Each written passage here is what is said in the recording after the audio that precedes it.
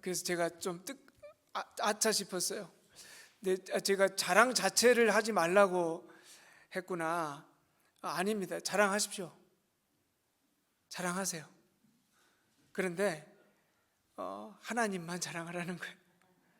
자랑하셔야 돼요. 그 자랑 자체를 하지 말라는 게 아니라 하나님만 자랑해라. 그럼 또 그게 그 말 아니냐 이렇게 생각하실 수도 있는데, 그만큼 우리의 자랑거리가 거기에 많이 묶여 있다는 거죠.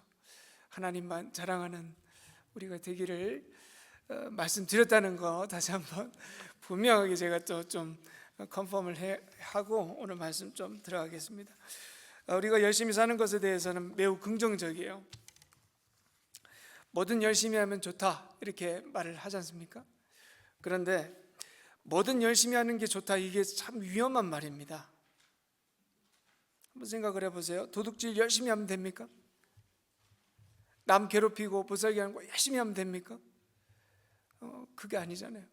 그러니까 열심히 하는 게 중요한 게 아니라 무엇을 위해서 열심을 내는가, 즉 방향과 목적이 바른가 그렇지 않은가가 중요한 겁니다. 여러분 정말 오늘까지도 열심히 사셨는데 여러분 왜 열심히 사십니까? 누구를 위해서 그렇게 열심히 사십니까? 그 질문이 우리에게 중요하다는 거죠. 만약에 열심히 살았는데 끝에 가서 보면 하나님을 위해서 산다고 열심히 살았던 것 같은데 되돌아보니까 나를 위해서 살았어. 그것처럼 허무한 것이 어디 있을까? 여러분 오늘도 하나님을 위해서 열심히 사실 거죠? 아멘. 자, 근데 이것은 매일 점검해야 돼요. 우리는 본능적으로 하나님을 위해서 산다고 하지만 결론적으로는 나를 위해서 살 수밖에 없는 존재이기 때문에 그래서 매일 점검해야 돼요. 내가 하고 싶어 하는 것, 내가 원하는 것, 이게 정말 하나님께서도 원하는 것인가? 아니 정말 내가 높아지기 위해서 하나님은 이유이고 그냥 하나님은 어떤 빌미이고 하나님은 어떤 체면이고 결국 나를 높아지기 위해서 이 모든 것을 하고 있지 않는가? 이 질문이 정말 중요하거든. 오늘 우리가 예수 믿는 은혜를 좀 분명하게 누리기를 소망합니다. 예수를 믿었다고 하는 건 뭐냐면 우리의 열심의 방향이 이제 바르게 세워졌다는 거예요. 우리의 열심의 방향이 나를 위해서 사는 게 아니라 오직 예수 그리스도를 위해서 이제는 살게 되었다. 그 은혜를 누리고 사는 것이 바로 예수 믿는 삶이라는 것. 이 은혜가 온전히 있기를 주님의 이름으로 축복합니다. 앞뒤 잡고 이렇게 인사하시면 좋겠어요. 하나님의 열심으로 삽시다.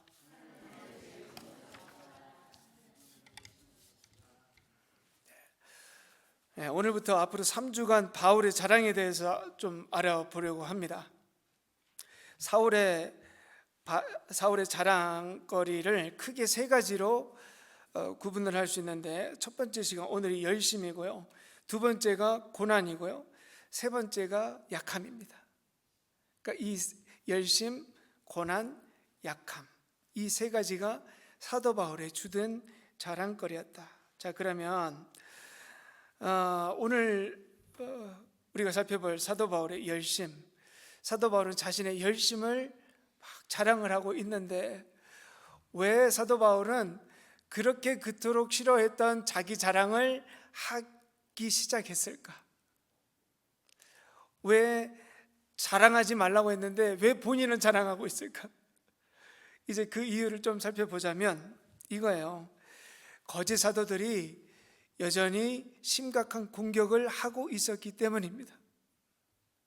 그래서 그 전까지는 웬만하면 사도 바울은 거짓 사도들이 공격해도 그냥 그렇게 신경 쓰지 않았어요. 왜냐하면 사도 바울이 전해준 복음이 고린도 교인들에게 분명하게 세워졌다고 하는 걸 믿었기 때문에, 이 믿음이라면, 이 복음이라면 절대로 넘어가지 않을 거라고 생각했는데 시간이 지나고 뚜껑을 열어보고 나니까 상황이 완전히 달라진 거예요. 자신이 전했던 복음을 믿는 것이 아니라 이상한 복음 믿고 있는 거예요. 자신이 전했던 영, 자신이 전했던 예수를 믿는 게 아니라 이상한 예수를 믿고 있는 거예요. 이런 상황, 이런 지경이 되니까 도저히 안 되겠다.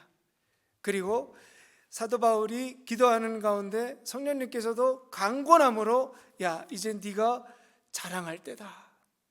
너의 자랑을 좀 고린도 교인들에게 알려줄 때다라고 강권함도 느껴졌을 거예요. 그래서 1절에서 이렇게 시작합니다. 1절 말씀. 원하건대 너희는 나의 좀 어리석은 것을 용납하라. 청하건대 나를 용납하라. 자, 사도 바울이 여러분 이거는 내가 자랑하고 싶어서 자랑하는 건가요? 아니면 자랑하기 싫은데 하는 건가요? 하기 싫은데 하는 거예요. 하기 싫은데 어쩔 수 없이 해야 되는 거예요. 보세요. 내가 스스로 자랑하는 것이 내 스스로가 어리석은 것을 너무 잘 알지만 내가 자랑 좀 하겠다. 너희들이 나 좀 이해해달라 이거예요. 어떤 심정인지 아시겠죠? 옳다구나. 이제 내가 자랑할 때다가 아니라 내가 자랑 좀 할게. 이거예요. 자, 그리고 2절 말씀. 내가 하나님의 열심으로 너희를 위하여 열심을 내노니 이렇게 말씀하십니다. 내가 지금 너에게 이렇게 편지 쓰고 지금까지 너희를 위해서 기도하고 잠 못 자고 열심으로 사역하고 이 내 열심을 자랑함이 내 열심이 아니라 누구의 열심? 하나님의 열심. 그러니까 하나님의 마음으로 내가 지금 이렇게 자랑하고 있다. 자, 어떻게 보면 이 말이 좀 뭐라고 어떻게 들리나요? 좀 세상적으로 교만해 보일 수도 있고 무례함으로 느껴지고 약간 핑계대면서 하나님 핑계대면서 자기 자랑하고 싶어하는 마음으로 보여줄 수도 있지만 아까 전에 말씀드린 것처럼 사도 바울의 경우는 이와 정반대예요. 하기 싫지만 하는 거예요. 자랑하기 싫어요.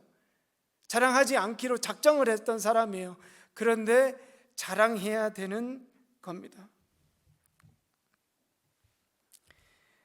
여러분 여기서 사도 바울의 순종을 볼 수 있어요. 순종이 뭐예요? 하고 싶어서 하는 게 아니라 하기 싫지만 하나님께서 하라 하시기에 순종함으로 하는 것.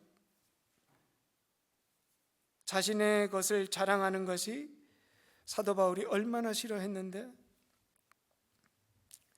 순종함으로 하나님의 뜻을 알고 이제 자랑하고 있는 겁니다. 그러니까 이 편지를 쓸 때 얼마나 기도를 많이 했겠어요. 하나님 도대체 내가 뭘 자랑해야 됩니까? 저에게 있는 무엇을 자랑해야 합니까? 여러분 이게 순종이잖아요.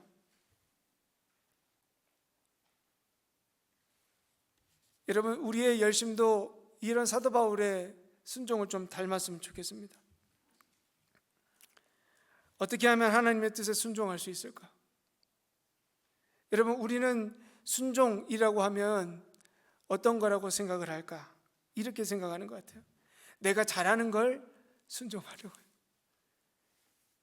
그러니까 내가 잘하고 내가 좋아하는 걸 하나님께서 명령하실 때 그것만 순종하려고 하는 거죠. 그런데 하나님의 명령은 하나님의 부르심의 대부분은 내가 잘하는 걸 시키시기보다는 대부분 내가 못하고 하기 싫어하는 걸 하라고 하세요. 그게 대부분의 순종, 여러분 그게 순종이잖아요. 내가 잘하고 내가 좋아하는 걸 하는 게 그게 무슨 순종이에요? 그냥 그건 내가 원하는 거지. 그러니까 하나님께 부르심을 받은 순종했던 사람들의 대부분의 첫 번째 반응이 뭡니까? 하나님 제가 하겠습니다. 제가 이거 잘합니다가 아니라 하나님 제가 못합니다. 하나님 저는 이거 못합니다. 제가 잘하는 게 아닙니다. 하나님 다른 사람 시키십시오. 이렇게 하잖아요. 그런데 하나님께서는 그 상태를 원하세요. 하나님께서는 그 상태를 원하신다는 거예요. 왜? 그때 비로소 하나님께서 역사하실 수 있어요. 그러니까 내가 잘합니다, 이걸 내가 좋아합니다 라고 하는 사람에게는 하나님의 역사가 드러나기가 힘들어요. 왜? 자기가 좋아하는 거거든. 하나님을 위해서 한다 하지만 결국에는 누구를 위해서 할까요? 결국에는 자기를 위해서 할 수밖에 없는 거예요. 여러분, 우리가 하나님께서 원하실 때, 하나님께서 우리에게 순종을 원하실 때 우리는 자꾸 기능적인 측면을 봐요. 하나님께서 나에게 잘하시는 걸 좀 부탁하셨으면 좋겠다, 내가 좋아하는 걸 하게 하셨으면 좋겠다. 그런데 하나님의 순종은, 하나님께서 말씀하시는 순종의 관점은 거기 있지 않아요. 하나님의 순종의 관점은 네가 정말 내 말에 순종하느냐 아니면 순종하지 않느냐에 있어요. 왜? 하나님께서는 우리의 원초적인 본능을 아시기 때문에. 여러분, 우리의 원초적인 본능이 뭘까요? 고집이에요. 고집이라니까요. 우리는 하나님 앞에서도 고집 부릴 수 있는 존재예요. 모세 한번 보세요. 하나님께서 그렇게 많은 기적과 이적을 보여줘도 한 번의 말에 순종합니까? 아니면 계속 고집을 꺾지 않습니까? 그 모습이 우리들에게도 그대로 있다니까요. 그러니까 하나님께서는 결국에는 순종이라고 할 때 무엇을 보시는가? 우리가 뭘 잘하는가, 우리가 뭘 원하는지를 관심이 없으세요. 고집을 꺾느냐 아니면 꺾지 않느냐. 여러분은 지금 정말 하나님의 뜻에 고집을 꺾으실 순종의 준비가 되어 있으십니까? 아니면 여전히 내가 잘하고 내가 원하는 것만 순종하려고 여전히 하나님 앞에서 고집 부리십니까? 만약에 여러분이 점검하실 때 내가 고집 꺾이지 않고 하나님께서 부탁하신 일을 한다라고 하면 그건 순종이 아닐 가능성이 너무 많다는 거예요. 결국엔 그거 누구 위해서 하는 거예요? 자기 위해서 하는 거예요. 하나님의 순종의 명령은 우리의 고집에 포커스를 두고 계신다. 지금 사도 바울도 자랑하는 것이 뭡니까? 자기 고집 꺾는 거예요. 자기가 작정했다고 했잖아요. 오직 십자가에 달리신 예수와 십자가 외에는 내가 전하지 아니하기로 작정하였다고 했잖아요. 그런데 지금 하나님의 명령에 순종함으로 자신의 고집을 꺾고 자기 자랑하는 거예요. 우리의 삶의 모습이, 우리의 삶의 자랑이 이렇게 이어지기를 간절히 축복합니다. 자, 다시 본문으로 한번 가보시죠. 하나님께서 사도 바울에게 그렇게 강권해서 자랑하게 하는 이유가 있는데, 아까 전에 말씀드렸던 것처럼 고린도 교회 안에 큰 사단의 역사 때문입니다. 사단이 어떻게 역사했을까?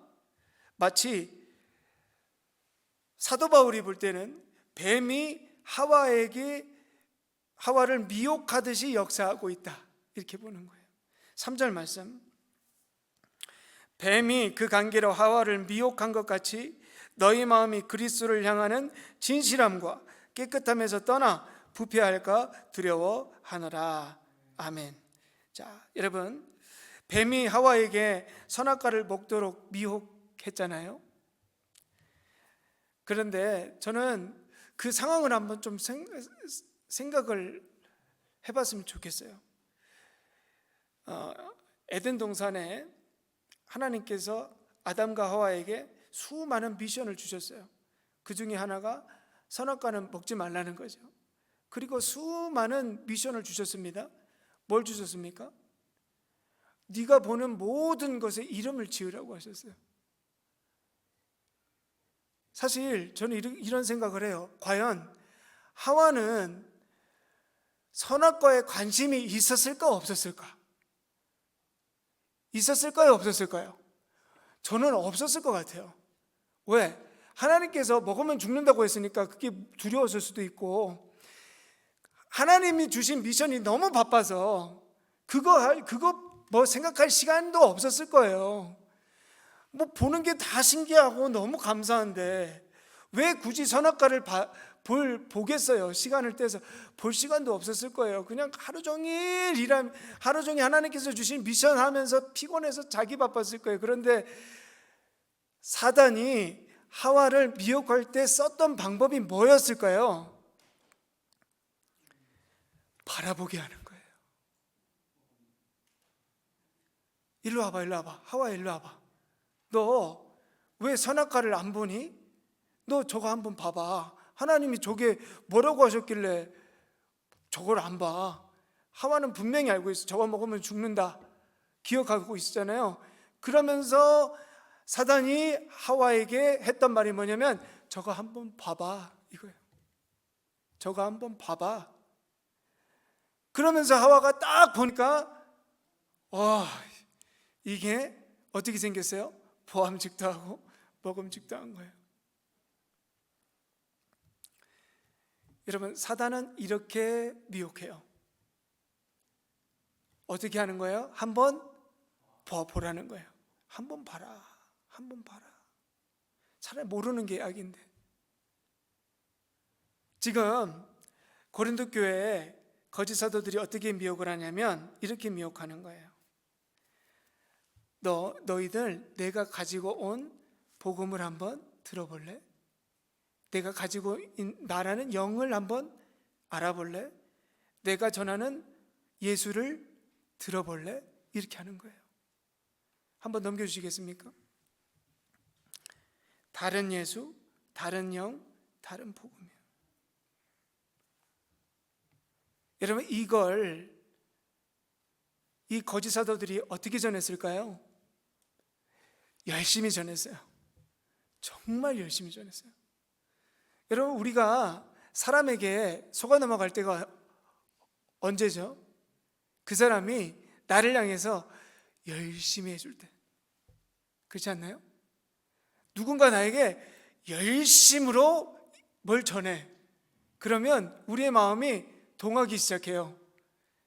지금 고린도 교인들도 거짓 사도들이 와가지고 얼마나 열심히 이상한 복음을 전하는지, 이상한 예수를 전하는지, 그 마음의 그 모습에 홀랑 마음이 뺏겨버렸다니까요. 그러니까 이 다른 예수, 다른 영, 다른 복음에 넘어가 버린 거예요. 오히려 그들을 떠났던 사도 바울보다 거짓 사도들의 모습이 더욱더 매력적이에요. 그들이 전하는 그 율법과 섞인 복음, 행위로 구원받는다고 하는 것, 뭔가 체계적으로 보이고, 이거라면 정말 구원을 얻은 것 같고, 실천적으로 이루어지니까 이게 더 체계적인 것 같은 거예요. 물론 처음에 사도 바울이 전했던 복음과 거짓 사도들이 전했던 복음은 확연하게 차이가 났을 거예요. 그들이 들었을 때 뭔가 다르다는 것을 알았을 거예요. 그런데 계속 듣다 보니까 익숙해집니다. 여러분, 무서운 게 이거예요. 익숙해지는 거예요. 여러분, 우리들이 정말 바른 복음, 바른 영, 바른 예수를 믿고 있는가? 어찌 보면 우리도 모르게 다른 예수, 다른 영, 다른 복음을 우리가 복음이라고 믿고 있지는 않는가? 여러분, 우리가 속아 넘어갈 때가 참 많은데 그 중에 하나가 거기에 예수가 있으면 된다는 거야. 다른 예수인데 그 말을 예수가 했다는 걸로 이해하면 다른 복음인데도 그걸 복음으로 받는 거예요. 참 우리가 이야기할 주제들이 너무나 많지만 여러분, 우리가 익숙해지면 잘못된 줄 모르고 믿어버리는 때 그의 대표적인 문제점이 뭐냐? 바로 이단이잖아요. 이단. 여러분, 이단에서 예수를 말할까요? 안 할까요? 말합니다. 성령을 말할까요? 안 할까요? 합니다. 그게 복음이라고 말할까요? 안 할까요? 그게 복음이라고 얘기합니다. 그런데 여러분, 이단에 빠진 사람들이 그걸 이상하다고 생각하고 믿지 않잖아요. 그걸 맞다고 하고 믿잖아요. 그건 뭘까요? 브레인 와시 된 거잖아요. 세뇌된 거잖아요. 그게 틀린 줄 알고도 믿는 게 아니라 그게 틀린지를 모르는 거예요. 틀린지도 모르는 거야. 여러분, 지금 고린도 교회가 이런 이상한 다른 복음을 믿고 있는 이 상황을 보고 사도 바울의 마음이 어땠을까? 무너지지 않았을까요? 정말 이 열불이 나지 않았을까? 그 한탄하는 마음이 4절에 그대로 녹아 있습니다. 4절 말씀. 누가 가서 우리가 전파하지 아니한 다른 예수를 전파하거나, 혹은 너희가 받지 아니한 다른 영을 받게 하거나, 혹은 너희가 받지 아니한 다른 복음을 받게 할 때는 너희가 잘 용납하는구나. 이게 뭐예요? 고린도 교인들 책망하는 거예요. 아니, 내가 너희들하고 같이 있을 때는 그렇게 복음 전해도 믿기 잘 이해하기도 힘들어하고 믿기도 힘들어하더니 이상한 복음 전하니까 그렇게 잘도 믿냐? 이런 상황이니까 지금 어떻게 해야 됩니까? 자기 자랑을 해서라도 막아야 되는 거예요. 그러면서 이제 5절부터 본격적인 자기 열심에 대한 자랑을 합니다. 5절 말씀.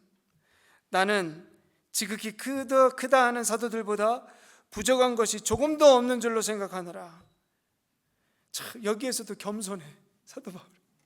자기 자랑을 하는데도 나는 이렇게 지극히 크다고 하는 사도들보다 내가 크다 이렇게 얘기하지 않고 크다고 나는 생각하도다. 나는 그렇게 생각한다 이거예요. 참, 어떻게 이렇게 겸손하게. 7절 말씀. 내가 너희를 높이려고 나를 낮추어 하나님의 복음을 값없이 너희에게 전함으로 죄를 지었느냐. 자, 여러분, 이 구절에서 너희를 높이려고 나를 낮추었다, 이 부분 한번 잘 보세요. 여러분, 너희를 높이려고 나를 낮추었다, 이 구절 보면서 누구 생각나세요? 예수님 생각나야 돼. 우리를 부욕해 하시기 위해서 본인이 가난해지심으로, 이 구절 생각나시죠? 우리를 구원하시기 위해서 본인이 낮아짐으로 이렇게 하셨죠. 예수님의 사역이 사도 바울의 사역에 그대로 녹아 있는 거예요. 그러면 자기를 낮추었다고 하는 건 무슨 말일까? 겸손했다는 거예요.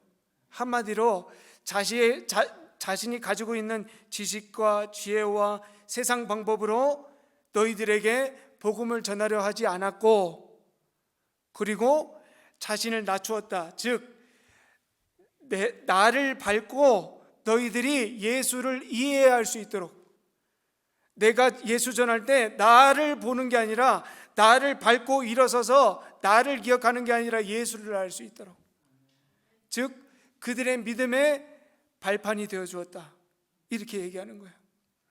이게 얼마나 힘든 겁니까? 사역할 때 여러분 주변에 예수를 믿게 하기 위해서 여러분 누군가에게 발판이 되어 주십니까? 그 사람들이 막 의심할 때 그들에게 발판이 되어줘. 그래, 나를 밟고서라도 예수를 믿으면 된다, 이렇게 하십니까? 아니면 내가 저 사람 밟고 일어서야 되는데 우리는 발판이 되어줄 생각이 없어요. 다 밟으려고 하지. 예수를 전할 때도 내가 높아져야 돼. 예수를 전할 때 내가 드러나지 않으면 속상해. 내가 예수 전했는데 저 사람이 나보다 먼저 더 잘 믿고 은혜 받는 거 보면 기분이 별로 안 좋아. 여러분, 사도 바울이 자기를 낮추어 그들을 높이기 위해서 사역했다는 그 말의 의미가 그냥 말로만 하는 게 정말 사도 바울이 그랬다는 거예요. 자기가 없어. 자기가 영광 받지 않았어요. 근데 지금 거짓 사도들은 어떻게 하는 거예요? 자기들이 영광 받고 있는 거예요. 야, 내가 얼마나 똑똑하냐, 너희들 나 때문에 이렇게 믿음 좋아지는 거야. 너희들이 성령 받아, 내가 너희들에게 성령 잘 전해준 거지.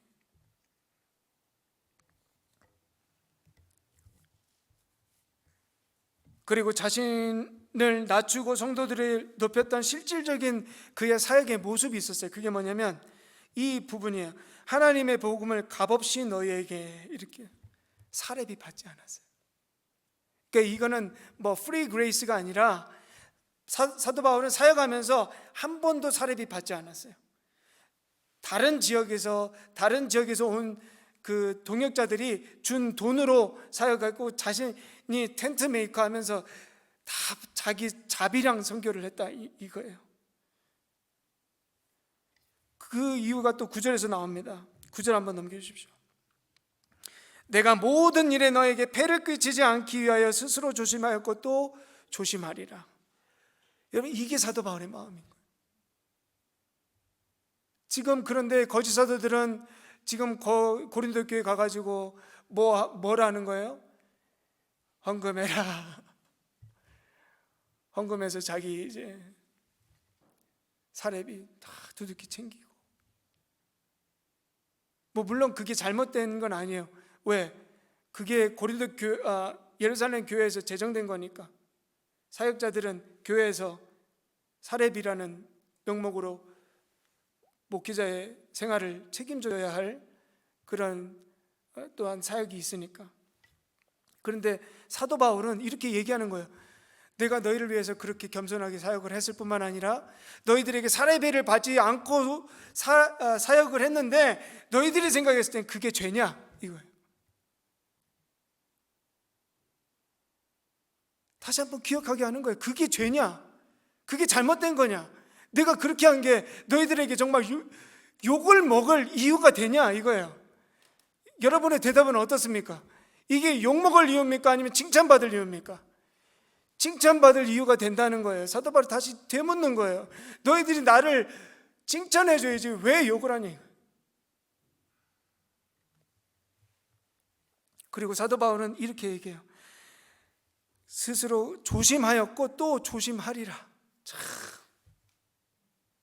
내가 그렇게 했지만 앞으로도 그렇게 할 거다. 앞으로도 너희에게 뭐 배내놔라 감내놔라 하지 않을 거다. 이게 나는 너희들에게 했던 거 그대로 할 거다. 변함없이 너희들을 사랑할 거고 너희들을 위해서 기도할 거다.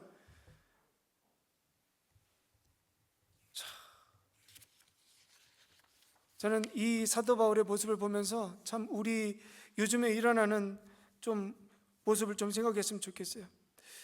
왜 조심하고 예의를 갖춰서 정성을 다해서 돌봐주면 무시하고, 왜 막대하고 부리고 폭군처럼 대하면 왜 그걸 카리스마라고 여기고 왜 그렇게 따를까?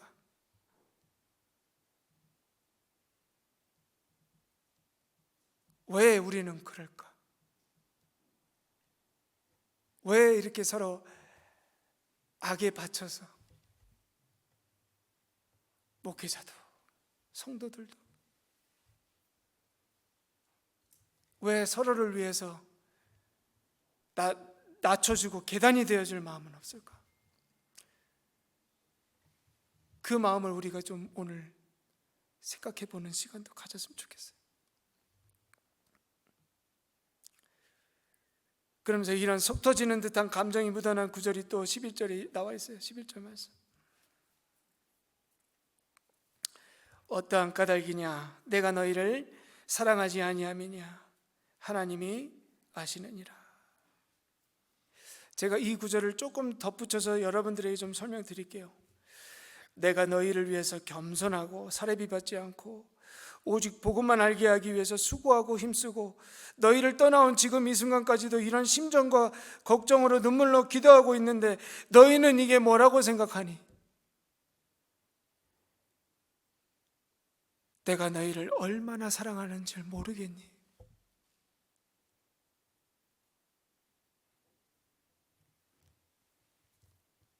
사랑하는 고린도 교인들아, 내가 너희를 얼마나 사랑하는지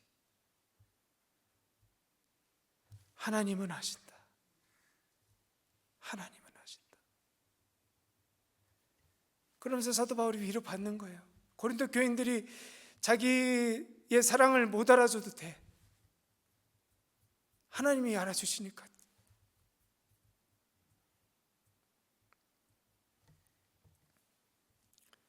그러니까 거짓 복음과 거짓 예수와 거짓 영에 속지 말라.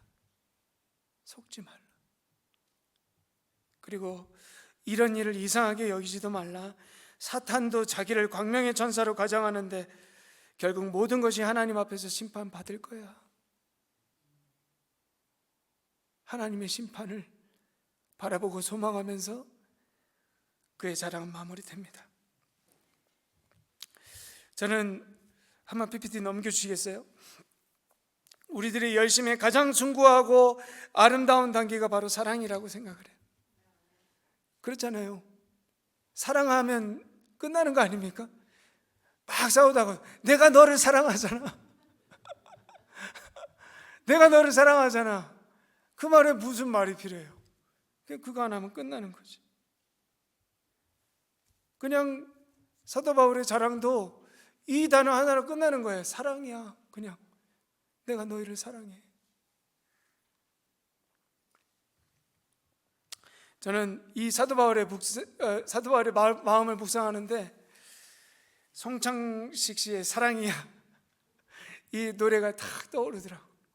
여러분 이 가사 한번 띄워주시겠습니까? 당신은 누구시길래 이렇게 내 마음 깊은 거기에 찾아와 어느새 촛불 하나 이렇게 밝혀놓으셨나요?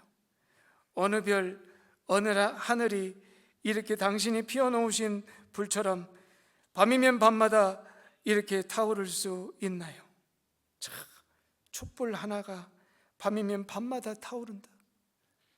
저는 이 가사를 보면서 사도 바울이 고린도 교회 성도들을 향한 마음이 떠올랐어요. 자기가 타는 거예요. 그냥 촛불이 되어서 기도하고 간구하고 그 사랑의 타오름. 여러분 근데 이 노래 가사에 하이라이트가 있어요. 한번 넘겨주세요. 단 한 번 눈길에 부서진 내용은 사랑이야. 사랑이야. 단 한 번 미소에 터져버린 내용은 사랑이야. 사랑이야.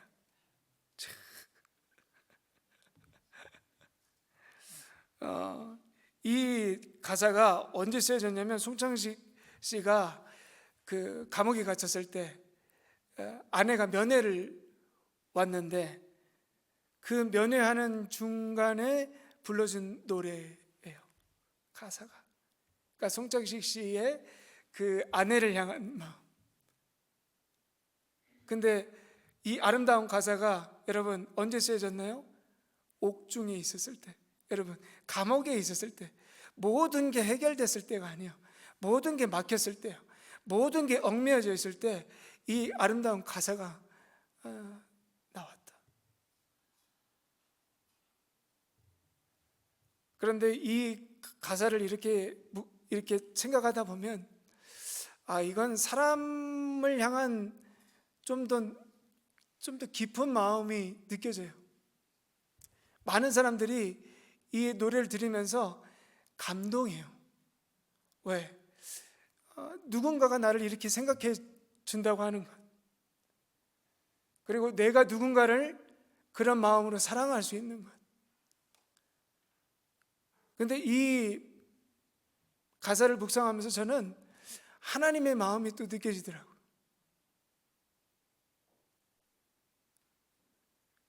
별것도 아닌 그냥 썩어 없어질 인간을 그토록 사랑하신 하나님의 그 마음, 그 사람의 마음에, 그 사람의 눈길에 영혼이 터져버리는 거예요.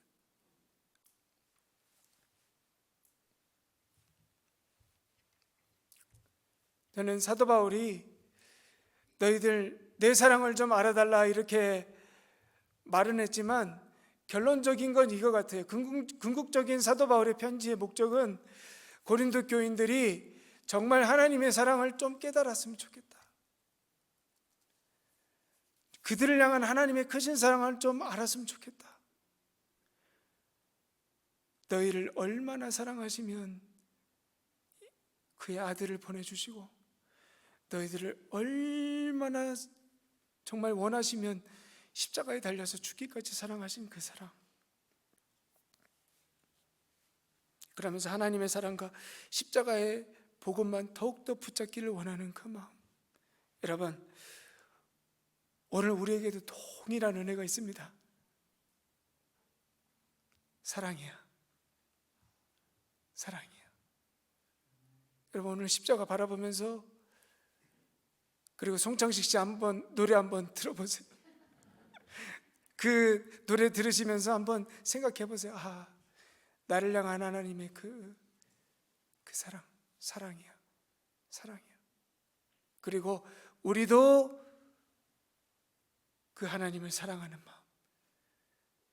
그래서 그것만 자랑하는, 그 사랑만 자랑하는 우리들 될 수 있기를 주님의 이름으로 축복합니다. 기도하시겠습니다. 고린도 교회를 향한 자신의